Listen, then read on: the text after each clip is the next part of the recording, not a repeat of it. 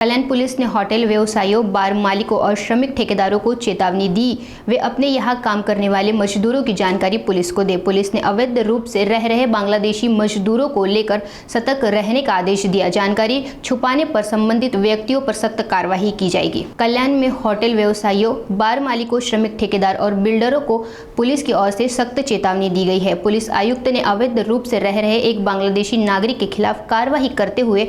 सभी व्यावसायिक प्रतिष्ठानों, लॉजिंग, बोर्डिंग और सोसाइटी को निर्देश दिया गया है कि वे अपने यहाँ कार्यरत मजदूरों की पूरी जानकारी स्थायी पुलिस स्टेशन को दे। पुलिस का कहना है कि कई बार अवैध रूप से भारत में रह रहे बांग्लादेशी नागरिक मजदूर और अन्य छोटे मोटे कामों में शामिल हो जाते हैं, जिससे सुरक्षा संबंधित चिंता बढ़ जाती है। यदि किसी स्थान पर बांग्लादेशी मजदूर पाए जाते हैं और उनकी जानकारी पुलिस को दी नहीं तो उस प्रतिष्ठान या ठेकेदार के खिलाफ सख्त कार्रवाई की जाएगी। महाराष्ट्र शासनाने दिनांक 13 जानेवारीचे जो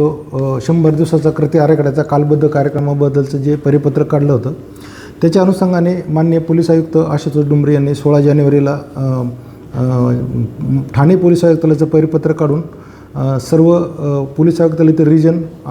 झोन आणि पोलीस स्टेशन यांना कारवाई करण्याबाबत विविध हेडखाली कारवाई करण्याबाबत आदेश दिले होते। त्यामध्ये परकीय नागरिक आणि त्यातल्या त्यात बांगलादेशी जे नागरिक जे बेकायदेशीरित्या वास्तव्य करून थांबत आहेत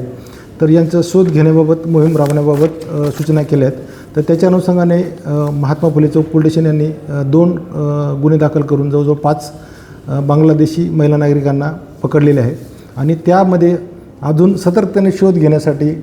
प्रत्येक पोलीस स्टेशनच्या हद्दीमध्ये म्हणजे आमच्या पोलीस स्टेशनमध्ये हद्दीमध्ये आम्ही हॉटेल, बार, लॉजेस, त्याच्यानंतर सोसायट्या, त्याच्यानंतर लेबर कॉन्ट्रॅक्टर, कॅटरिंगचे कॉन्ट्रॅक्टर, बांधकाम व्यावसायिक, त्याच्यानंतर फळभाज्या, कोंबडी विक्रेते, ज्या ज्या ठिकाणी या बांगलादेशी नागरिकांचं वास्तव्य असू शकतं तर त्या ठिकाणी आम्ही संबंधिताची मीटिंग बोलून घेऊन त्यांना आम्ही नोटीस पण दिलेल्या आहेत आणि त्याच्या अनुषंगाने जी काही माहिती मिळते त्याच्या अनुषंगाने माहिती घेऊन कायदेशीर कारवाई करण्याची आम्ही तजवीज ठेवलेली आहे।